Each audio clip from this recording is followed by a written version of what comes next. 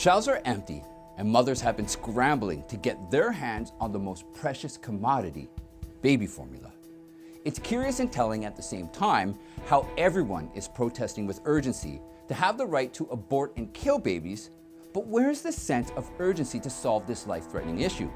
Have our priorities truly become that compromised? Gas prices just hit an historical high.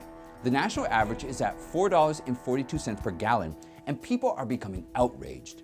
But the salt in the wound is the Biden administration just canceled 3 oil and gas lease sales that could have provided a massive relief to all the citizens, and you'll never guess the reason they gave for canceling the leases.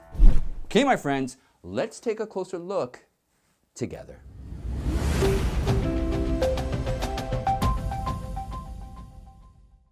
Empty shelves. This is really scary. And worried parents. This is a pain in the butt to find. From Florida to Missouri to Connecticut, across the country, shelves once filled with baby formula are empty amid a nationwide shortage. In 8 states and here in D.C., more than 50% of all formula products were out of stock. And an additional 28 states have stock shortages of more than 40%. Doctors and healthcare workers are urging parents to contact food banks or physicians' offices. And the big warning tonight, do not water down formula to stretch supplies.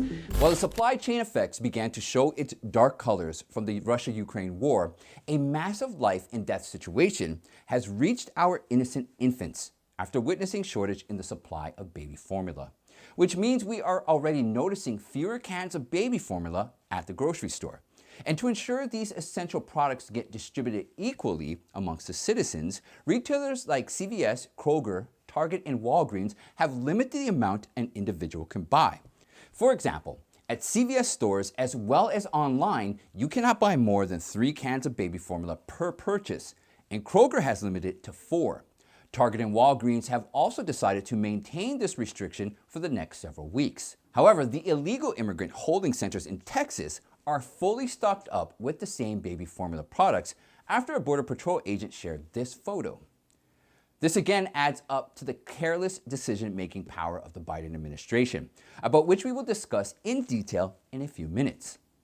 According to Data Assembly, organizations which provide pricing records of food products across various stores in the country, the percent at which baby formula products are going out of stock have increased by 43% in the last week, as compared to 30 to 40% increase in the month of April. Some of the most badly hit states include Tennessee, Delaware, Texas, Montana, and Nevada. And if the supply chain effects carries on, then it could soon reach your grocery store. The origin of this issue can be tracked back to the leading manufacturer of these products, Abbott Laboratories. Now, several months ago, they were forced to close down their plant in Sturgis, Michigan, after people started complaining that their babies were getting sick and 2 infants had already died after consuming their products. Soon, the FDA declared their facilities as unsanitary, and that further discouraged the consumers to buy their products.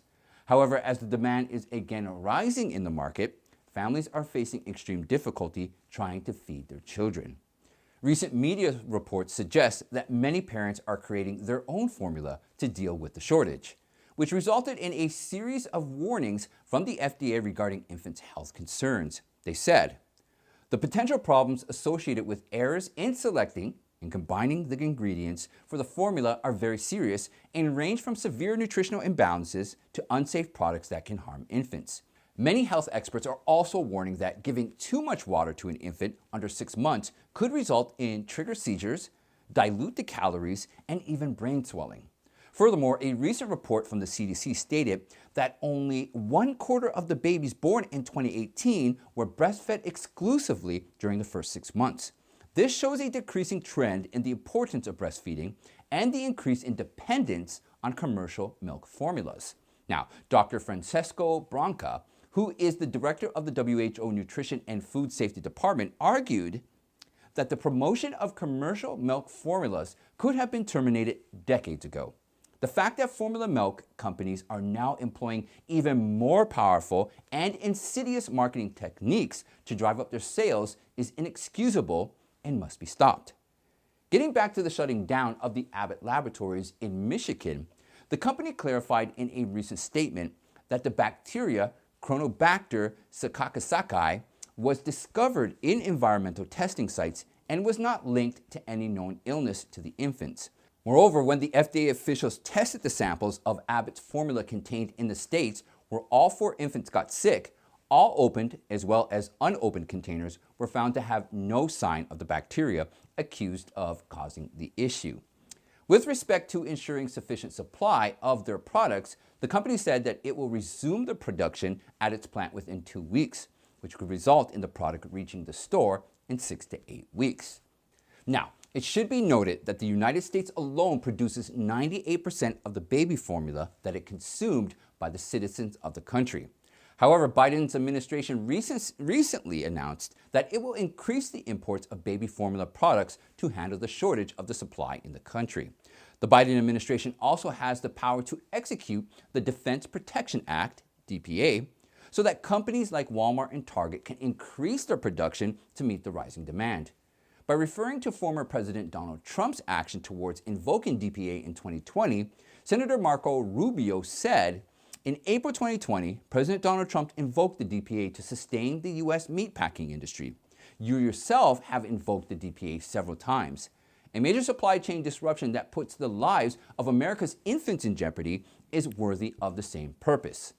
It appears the Biden administration is not concerned by the health risks of the country's most vulnerable. Representative Kat Kamak received photos of the stocked-up shelves of baby formula at the Illegal Immigrants Holding Center in Hidalgo, Texas. Soon, the Biden administration was criticized by the Republicans for such inhumane action. Governor Greg Abbott and the National Border Patrol Council President Brandon Judd stated, "Children are one of the most vulnerable, precious Texans and deserve to be put first. Yet President Biden has turned a blind eye to parents across America who are facing the nightmare of a nationwide baby formula shortage. Our children deserve a president who puts their needs and survival first, not one who gives critical supplies to illegal immigrants before the very people he took an oath to serve." Another haunting statement was also revealed by Representative Kathy McMorris Rogers, which said, "Some families rely on specific formulas. I talked with one mom who has a baby with allergies, and it's extremely difficult. She feels like she's playing Russian roulette as she goes to the store. President Biden and the FDA must do more. This is a matter of life and death." Now, we mustn't forget when the reporters asked the White House Press Secretary Jen Psaki about this crisis, she said, "The Biden administration has been working on this matter for months now." But when the reporters asked the Principal Deputy Press Secretary, Karen Jean-Pierre, about who exactly from the White House is handling this issue, she laughed out loud and said, "At the White House, I don't know. I can find out for you and get you a person who is running point." But nobody wants to listen. It's just deaf ears. And it gets so frustrating from my standpoint because I get the phone calls, people upset about $4 plus a gallon. I'm one of them. When it takes $100 to fill your car up, something's not right. Congressman Jerry Carl says he and his colleagues are blindsided by the administration's decision, a decision that likely means the Biden administration will not hold a lease sale for offshore drilling this year. It comes as the Interior Department appears set to let a mandatory 5-year plan for offshore drilling expire next month. Carl says there's not much lawmakers can do in Congress, but he says voters should take the issue to the polls in November. With gas prices hitting historical highs, it seems after their most recent decision, the Democrats want to make sure no one votes for them in the midterm elections. The reason I say this is because the Biden administration has now canceled not one, but 2 lease sales in the Gulf of Mexico and one in Alaska's Cook Inlet that would have provided a massive relief to citizens. When the Department of the Interior was asked about the reason behind this cancellation, they stated the lack of interest from the industry in the area forced them to cancel the sale. However, Cara Moriarty, who is the president and the CEO of the Alaska Oil and Gas Association, said the reason was inaccurate. Now, according to Senator Dan Sullivan, who was the former Natural Resources Commissioner for Alaska, argued that the Biden administration is openly lying to the American people because if the sale of the lease was on the table, then the process could have begun by the industry long ago. Furthermore, he said that the nature by which the announcement came to the news from the White House's ultra-left climate czar, Gina McCarthy, just down the hall from the president, and not the Department of Interior, raises further questions over who is crafting these disastrous energy policies. Now, if we rewind back to the time when he was a presidential candidate, Biden openly promised that he would focus on banning new oil and gas permits on public lands and waters to ensure carbon emissions are reduced to the minimum. However, what he forgot to say is that he would do it at the cost of making American citizens poor. Because if you look at the views of the environmentalists of Louisiana and Alaska who are mostly affected by this decision, they are praising this decision from all angles. According to Marissa Wilson, who is the environmental activist of the Alaska Marine Conservative Council, this news means that the waters of Lower Cook Inlet, which nourishes the Gulf of Alaska as well as the watershed the size of Virginia, will continue the essential ecological function they have served since the last ice age. The people of this region who fought this lease sale will also continue their role in the ecology of placemaking, honoring our collective dependence on clean water. Another activist who is a fisherman in the Lower Cook Inlet said, "Our fishermen, our quality of life, and regional economy depend on the health of this wild landscape we are privileged to live in. We now have the chance to build on this moment and seek a permanent withdrawal of this region from all future oil and gas lease sales to protect our home water for future generations." And one last thing you need to keep in mind, the 5-year offshore leasing plan is ending in June, and the Biden administration has not yet provided any plan for the next 5 years, which would forcefully delay the process of its implementation due to the inexcusable late decision-making. And the Supreme Court justices are meeting today for the first time since last week's unprecedented leak of a draft opinion that would overturn Roe v. Wade.